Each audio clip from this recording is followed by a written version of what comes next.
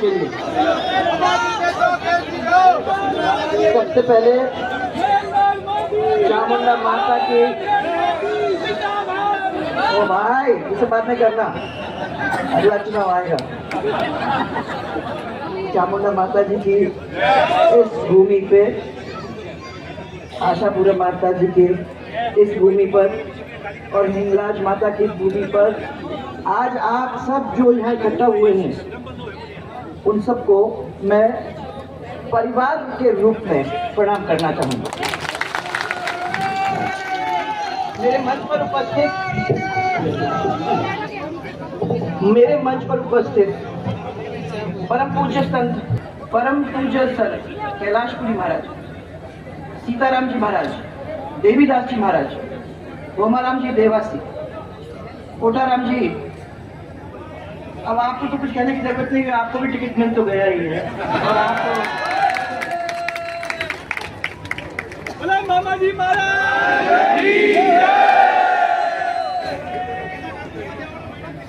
हमारे इस क्षेत्र के सांसद पीपी चौधरी साहब, हमारे पूर्व विधायक, उठो यहाँ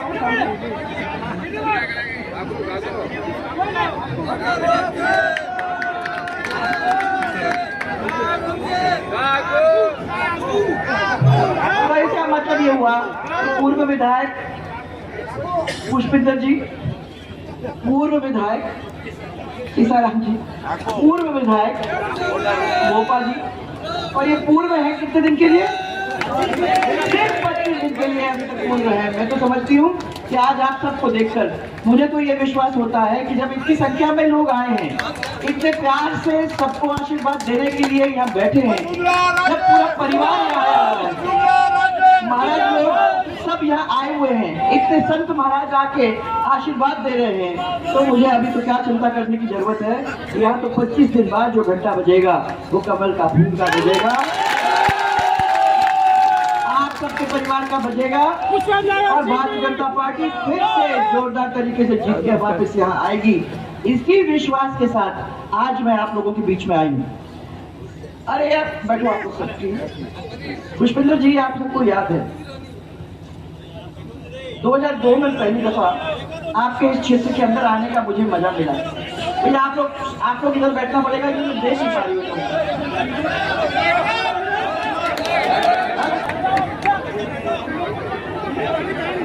आपके यहाँ मैं 2002 में आई थी, पहली दफा। ये उपचुनाव था, आपको याद होगा, आप में से भी कुछ लोगों को याद होगा। उपचुनाव था क्यों? क्योंकि भैरव सिंह साहब छोड़ करके राष्ट्रपति बनने निकल गए थे। उस समय चुनाव हुआ था और पुष्पिंदर जी आप लोगों के सामने आए थे और इस परिवार ने तय किया था कि यही हमारे एमएलए बनेंगे, और जोरदार तरीके से उनको जिताने का काम तो किया, परंतु पहली बार उनकी वजह से आपके इस परिवार के साथ मुझे भी मिलने का, जुड़ने का, प्यार लेने का मौका मिला। उस दिन को मैं भूल नहीं सकती हूँ। खड़े यहाँ, कम ऑन जी,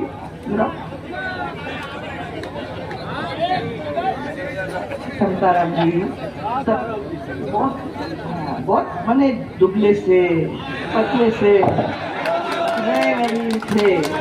उस समय इनसे मुलाकात हुई, टेकड़ियों के ऊपर सब आदिवासी भाई बैठे हुए थे, और मुझे पहली दफा मुझे माता जी के तो दर्शन हुए, पर इनके साथ साथ इन सब के दर्शन करने का मुझे मौका मिला।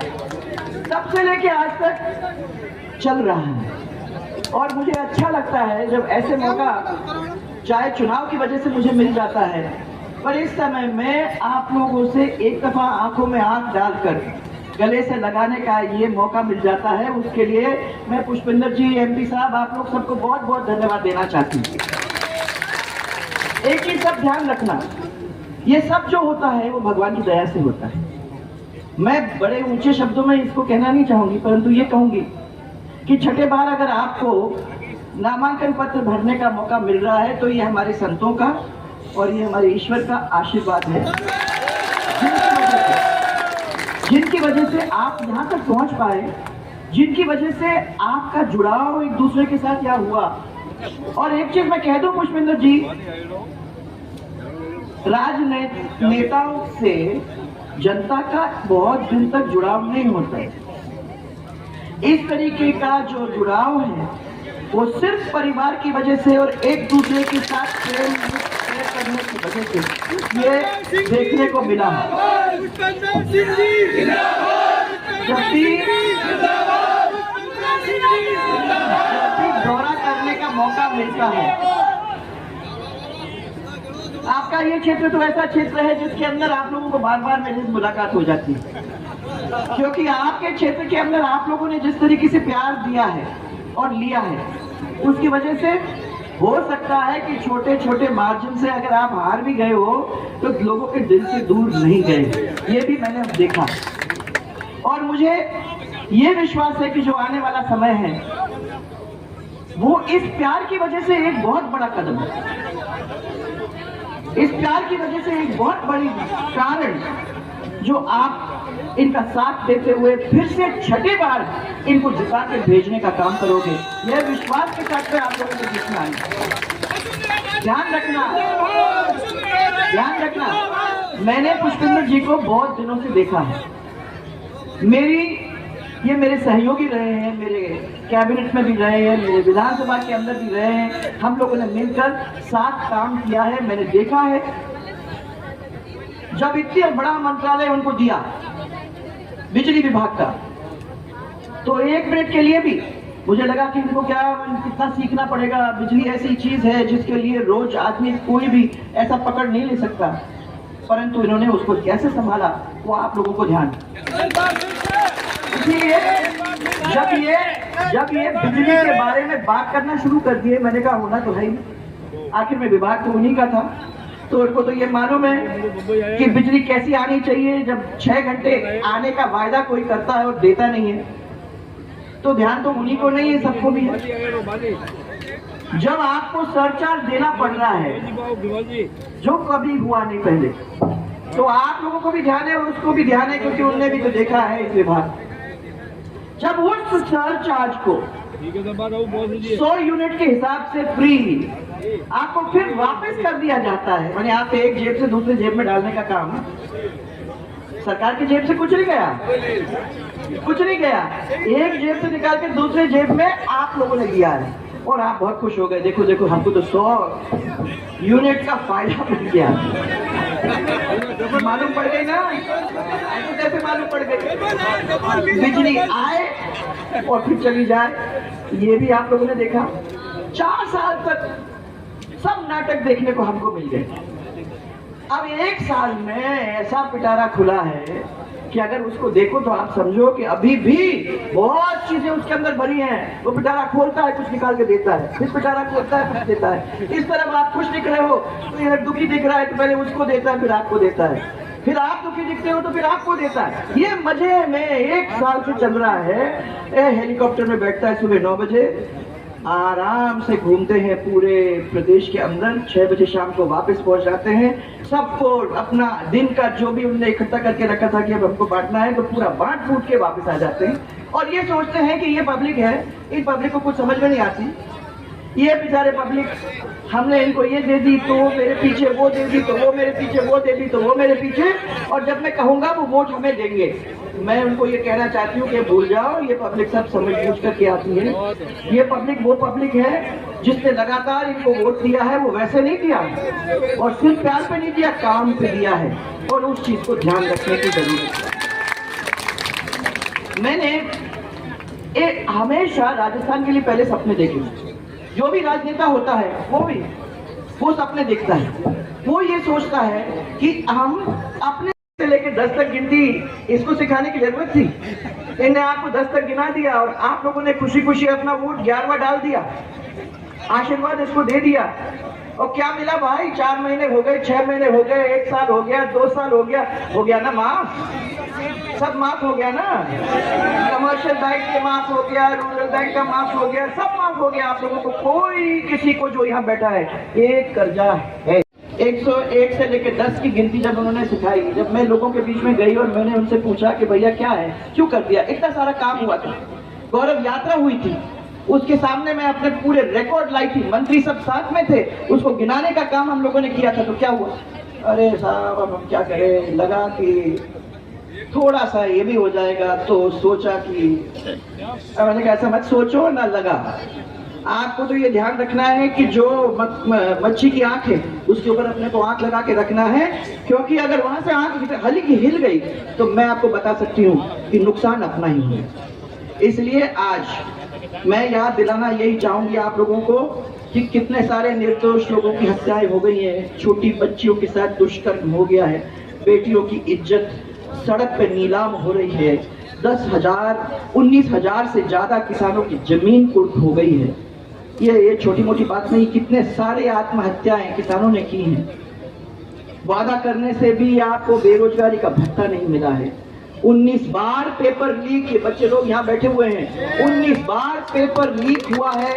ये किसी भी सरकार ने आज तक रिकॉर्ड तोड़ पेपर लीक हुए हैं। और मैं समझती हूँ कि जो भी सरकार आती है उनसे आपको ये कहने की जरूरत है कि पेपर लीक नहीं हो, ऐसा इंतजाम पहले से ही आप अपने घोषणा पत्र के अंदर लिखवा दो, ताकि हमको मालूम पड़ेगा कि आगे जब हम आएंगे तो हमारे बच्चों को कोई कठिनाई नहीं होगी और हमारे बच्चों को वही इंतजाम हो जाएगा। आपने वादा किया कि हम सरकारी नौकरी इतने लोगों को देंगे, अभी भी कितने पोस्ट खाली हैं और वो तो होंगे, क्योंकि जब पेपर लीक हो रहा है, परीक्षाएं कैंसिल हो रही हैं, तो कहाँ नौकरी किसी को मिलेगी। इन चीजों को ध्यान रखना है भाई। नरेगा के समय समय पर पैसा भी नहीं मिला है। मैंने इन लोगों से पूछा, जहां जहां जाओ क्षेत्र में, चाहे वो झालावाड़ हो चाहे वो बाली हो, हर जगह पे वो ही मुसीबत आपको देखने को मिल रही है। मैं कह रही हूँ कि रेप केसेस, बलात्कार के केसेस, आजकल महिलाओं के साथ असुरक्षा का वातावरण जो आज देखने को मिल रहा है, माता बहने पहले कभी नहीं मिला। और मैं तो आपको कहती हूँ, आपको परिवार को संभालने की जरूरत होती है। आपको डर लगता है जब आपकी बेटी बाहर जाती है, जब आपकी बेटी कॉलेज या स्कूल जाती है, तो आपके दिल के अंदर क्या धड़कन चलती है, यह आप सबको मालूम है। तो आपसे आज मैं ये कह रही हूँ कि आपका जो ये वोट है, ये वोट उसके लिए जाएगा जो आपकी बेटी को, आपके परिवार को सुरक्षित रखने का काम करेगा। उस चीज को ध्यान रखने की जरूरत है। कर्ज में नंबर 1, महंगाई में नंबर 1, गौकशी में नंबर 1, पेट्रोल डीजल में नंबर 1, जो बहुत ज्यादा कीमत बढ़ी है, बच्चों की तस्करी में नंबर 1, हिंदुओं के संतों के ऊपर अत्याचार पे नंबर 1, हर चीज के ऊपर नंबर 1। और ऐसे सरकार को क्या हम वापस लाएंगे? यहाँ तो ठीक है, आप लोग कहोगे मुझे वहां वाले बताए, क्यों भाई? नहीं, हाँ, यहाँ तो आपका काम ही ये करना है। मुसलमानों का क्या काम है पता करना चाहती हूँ। आज झूठे वादे हुए हैं, उसमें नंबर 1। और जो ये राहत का नाटक चल रहा है भाइयों, उसके अंदर अब बताना, ध्यान रखना, ये तो कुछ दिन की चांदनी है, वो ये गई। आपकी 25 तारीख की आ गई, 25 तारीख में ऐसे ठोस लोग आ जाएंगे जो आपके परिवार की, अपने आप को आपका मानकर, आपके सेवा के अंदर आपके साथ जुड़ने का काम करेंगे। ये पहले भी आपने देखा है, फिर आगे भी आपको देखने का मौका मिलेगा। आपको इस बार पुष्पेंद्र जी बहुत ज्यादा कुछ करने को तो मिला नहीं होगा, क्योंकि इस बार तो हम लोगों की तरफ से दिखाई नहीं इन लोगों ने, जो काम थे वो वहीं के लोग। देखो भाई, हमने ये तो कहा कि चाहे वो कांग्रेस का आदमी हो, आपने मुझे वोट दिया है तो आप तो मुझे बहुत प्यारे हो। अगर उसने वोट नहीं दिया है, फिर भी उस क्षेत्र में ऐसे लोग हैं जिन्होंने मेरे को वोट दिया है, तो उनको क्यों मैं दुखी करूं, उनको क्यों पनिश करूं? इसीलिए उनके लिए भी हम लोगों को काम करने की जरूरत है। आप उसको खाली नहीं छोड़ सकते। आज इस कांग्रेस ने अपने अपने क्षेत्र में देने का, अपने अपने एमएलए को तुम राजा बना के रख दिया है। उन लोगों ने कोई कमी नहीं रखी, सब समेट के अपने घर ले गए, बच्चों का, घरों का, अपने परिवारों का, किसी का सोचा नहीं। मेरा आपको इतना ही कहना है कि उन कुछ चीजों को सब याद रखना है। और आप तो ऐसे लोग हो, आप लोगों को क्या रिमाइंड करूं, परंतु मेरे को जिन्होंने यहाँ बुलाया है, तो कोई चीज फ्री में नहीं होता, इसलिए मैं बोल भी रही हूँ आप लोगों को। परंतु मुझे मालूम है कि जो मुझे कहना है वो भले ही मैं कहूँ आपको, परंतु आप लोग तो मन बना के यहाँ बैठे हो और वो ही काम करने वाले हो जिस चीज का हमने अपने दिल में मन सोचा है। इसलिए एक जोरदार नारा मेरे साथ, जय जय राजस्थान। रखना, ये अपनी माटी, ये अपनी माँ। इस राजस्थान को अपने को बड़े ध्यान रखते हुए अपने को राजस्थान को आप सबको आगे बढ़ाने का काम करना है। तो सबसे पहले जय जय राजस्थान, भारतीय जनता पार्टी, भारतीय जनता पार्टी। अब ये तो ठीक है, आप लोगों ने बड़े प्यार से ये सब तो कर लिया है। खाली हाथ नहीं जाऊं, आजा भैया। भूपेंद्र सिंह जी, आप लोग शांत हो जाओ भैया, मेरे को वहां से सुनना है। क्या भाई, लगाए कि नहीं लगाए? हाँ, मैं आपकी ओर से डाल रही हूँ। काम कराने का काम किया। आपको लगता है कि अरे तो आसान है, 17 गाँव ही तो है, कितने आसानी से हो जाएंगे? नहीं होते, क्योंकि इसके रूल्स है। सेंट्रल गवर्नमेंट के साथ, उसके साथ आपको बात करने की जरूरत होगी। जब तक वो नहीं पास करते तब तक ये काम नहीं होता। और 17 गांव के लिए कौन सुनने को तैयार है भाई? पर तो 17 गांव के काम छोटे से छोटे यूनिट को ले जाके उन्होंने कराने का काम किया। बाली में एडीएम कोर्ट, घाणेराव में सीएचसी, देसुरी और बेड़ा में 132 केवी। ये सब आप लोगों के सामने आपको देखने को है। मैं तो इनके बिजली का रिकॉर्ड तो निकालना नहीं चाहती हूँ, क्योंकि 11 केवी और 132 केवी के तो हजारों हुए होंगे। जितना मंत्री होता है वो तो अपने क्षेत्र में ऐसे देता है जैसे, और अगर नहीं दिया है तो मेरे को प्रश्न पूछना पड़ेगा कि क्या बात हो गई है। आप लोगों के दिया ना, दिया ही होना, नहीं दिया तो मैं ही पूछूं इनको कैसे नहीं हुआ। सभी ग्राम पंचायतों के अंदर आपके गौरव पथ बने कि नहीं बने? आपके सभी ग्राम पंचायतों के अंदर उच्च माध्यमिक विद्यालयों की स्थापना की कि नहीं की? और उस समय आपको मैं बता दूं, आपका प्राचार्य भी था, आपके टीचर भी थे। आपको कंप्यूटर सीखना था तो कंप्यूटर का भी इंतजाम था। आज जिस दिन से सरकार चली गई उस दिन से ना आपको प्राचार्य मिल रहे हैं, ना आपको टीचर मिल रहे हैं, सब अव्यवस्था होके उसको छोड़ने का काम कर दिया। तो स्कूल तो है पर टीचर नहीं, प्राचार्य नहीं, हॉस्पिटल तो है पर डॉक्टर नहीं। और हम लोगों ने क्या किया था कि स्कूल अगर होगा, हम स्कूल नहीं खोलेंगे, अगर स्कूल होगा तो उसके अंदर टीचर होना बहुत जरूरी है, उसके अंदर प्राचार्य होना बहुत जरूरी है। और अगर हॉस्पिटल खोला तो अगर डॉक्टर नहीं है तो हॉस्पिटल खोलने से कोई मतलब नहीं है। आदमी के सामने हॉस्पिटल खाली दिखाने के लिए थोड़ी रखना है, स्कूल खाली दिखाना थोड़ी है। हम तो चाहते हैं कि आप लोगों के बच्चे वहां पढ़े। और मैं आपको ये कहना चाहती हूँ, 17 एनीकट बांध का बजट मैंने स्वीकार किया था जब इन्होंने मांगा, पर बताओ उसका वर्क ऑर्डर तो जारी हो गया, सरकार चली गई, बन गए होंगे भाई। तो पानी का तो इंतजाम करना ही था, बन गए होंगे। जब इतना बड़ा पिटारा है, जब पैसे की कोई कमी नहीं है, तो ये भी तो बांध बन गए होंगे, नहीं है। और पुष्पेंद्र जी को मैं ये कहना चाहूंगी कि ट्रांसफॉर्मर के लिए पैसे हो भी कैसे सकते हैं, जब हम लोगों ने, इन लोगों ने अपना ये ट्रेजरी खोल के इतने पैसे बांट दिए हैं। अब बिजली खरीदने के लिए पैसे नहीं है तो ट्रांसफॉर्मर खरीदने के लिए पैसे कहां से आएंगे भाई? इसके बारे में आपको सोचने की जरूरत है। वाले इस पे माहिर हैं, पर इन्होंने क्या क्या बात कही। जब आई पाइपलाइन की योजना आपने बताई होगा पुष्पेंद्र जी, बाली, रानी, देसुरी, तहसीलों के अंदर कितने गांव? 224 गांव के अंदर 110 ढाणियों के अंदर 351 करोड़ रुपए की लागत से पेयजल की व्यवस्था हुई कि नहीं हुई? उसके बाद बाली पिंडवाड़ा इस सड़क के लिए 142 करोड़ रुपए स्वीकृत किए और 120 करोड़ रुपए के कार्य हमारे समय में तो हो गए थे।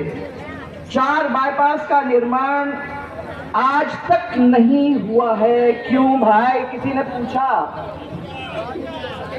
नहीं, पूछेंगे ही नहीं, क्योंकि इनको काम ही नहीं करना है। जो काम हम लोगों ने चालू किए थे वो वहीं रुक गए। जिस दिन सरकार गई उस दिन ताला लग गया। वो पिटारा खुला है 1 साल पहले कि भैया तुम्हें क्या चाहिए? पेंशन है, पेंशन ले जाओ, गोबर को भी हम उठा लेंगे, आपको चिंता करने की जरूरत नहीं है, उसके लिए भी हम पैसा देने को तैयार हैं, आप तो बोलो हम देंगे। पैसा तो आप ही का है आखिर में, हमारा तो नहीं है, सरकार का भी नहीं है, वो तो आप जो चाहोगे वही होगा। चाणोद मुंड्रा